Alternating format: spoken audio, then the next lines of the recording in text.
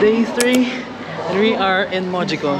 It's so cold, I can't even speak, but it's around 11 degrees Celsius. Lamig. Kamusta? It's freezing cold. Oh my god. Hindi ko alam kung kami lang to. Oh my god, ang lamig. This time we have our SLR. So we'll be able to take photos na. Ano? Lamig.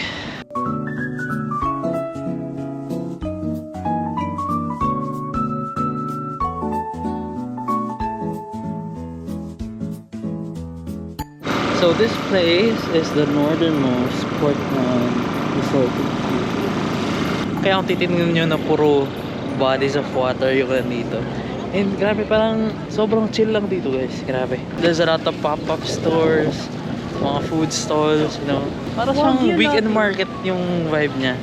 Pero sobrang parang western influence yung lugar. Kasi maybe because it's a port town, no? So nadala dito yung influence ng mga ibang bansa in terms of architecture, yung mga ganyan. Grabe, parang kang naglalagay. Yung sa may San Francisco na port. Ano nga ang pangalan nun lang? Port of San Francisco. Hindi. Cooking. Yun o, tingnan mo. So pretty. We're now here in Kokura Castle. We decided to do something spontaneous, like go to a outlet store na malapit dito sa Kokura. So if you'll see, this is the Kokura Castle. That big ass logo.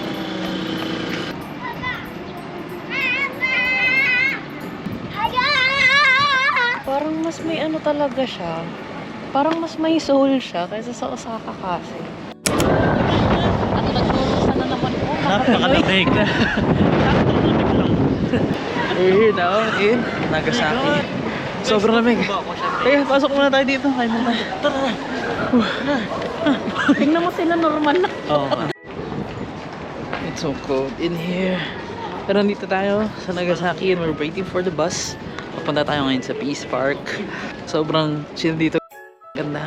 Pupuntahan nga natin is yung memorial, no? So they kept some of the remnants nung bombing. But there's really no sign here na nagkaroon ng ganun, na destruction. All I can see is really just a beautiful place. Kung titignan nyo ito.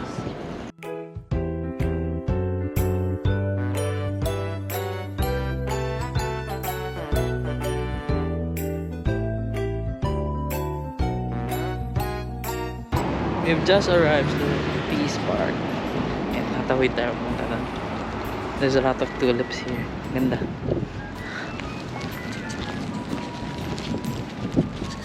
So up there is the peace statue.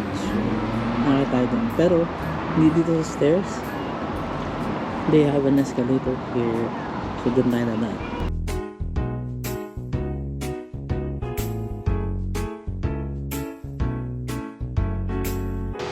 There is the statue. Doesn't look big, pero naka-wide kasi tayo. So it's a really big statue here. Aside from visiting the memorial, no, as well as the statues, there's really nothing much to do here. You can literally go around, no, na mga 3 to 4 hours and you're done with it. But what you will really come here for is, of course, no, because of the history, at least learn about what happened, no, and see how they really stood up after the destruction that happened. So this is the Hypo Center.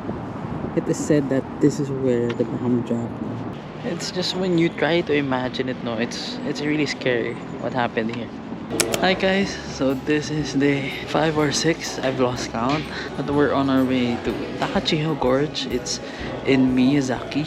We're on our way there and we're staying right now on a rest stop, so we'll be traveling again at around 30 minutes. It's a place called Daisanbo and I can't really go outside. It's really cold. I can't stand the cold, guys. Andun sila sa labas. Somewhere there. It's really foggy and it's raining. Can't stand the cold, guys. Pero paglabas natin, papakita ko sa inyo. Napakaganda. It's really unfortunate that it's raining and it's foggy. Ang sira ng fire na, guys. Look! Grabe yung kamay ko. Wala. As a reporter, gagawin natin ang ating duty. Nandito tayo for a mission. Ito yung medyas, gagawin natin siyang gloves. Our color versus his color.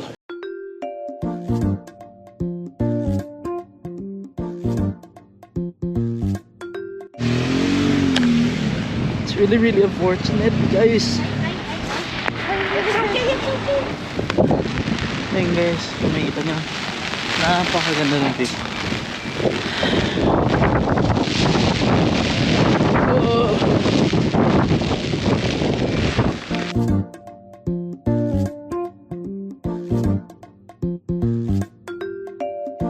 So now we're in the Amaterasu Railway. We've just arrived and we'll ride the train at 11:40.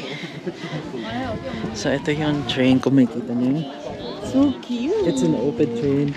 I'm really happy because there's sunlight for the first time this day. Sama namin kayo sa ride na.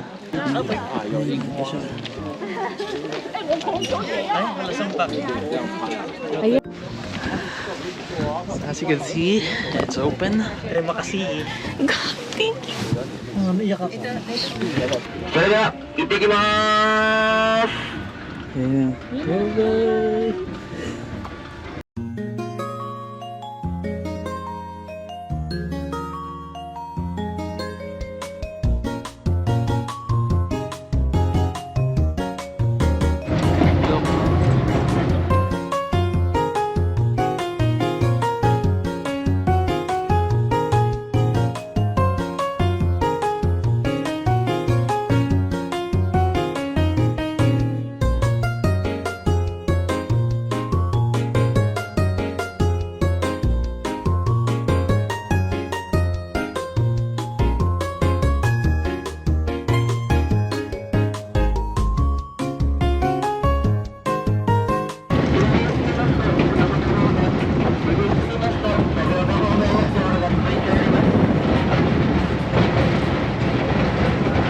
Sobrang ganda guys.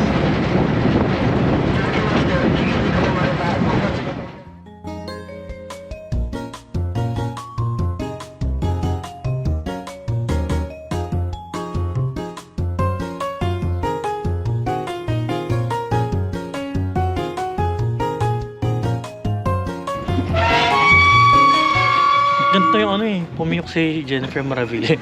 Product lang. Whoa! Feels like magic. I love. ですが、茶色い生き物がございます。牛でございます。 Tingin mo ako. Gusto叩き上げという Oh, tapos na. Ay, must try experience. Huwag pumunta kayo dito sa Nakachi. Sama nyo to pag nagfukuha kayo guys. Hindi kayo magsisisi. It's so pretty.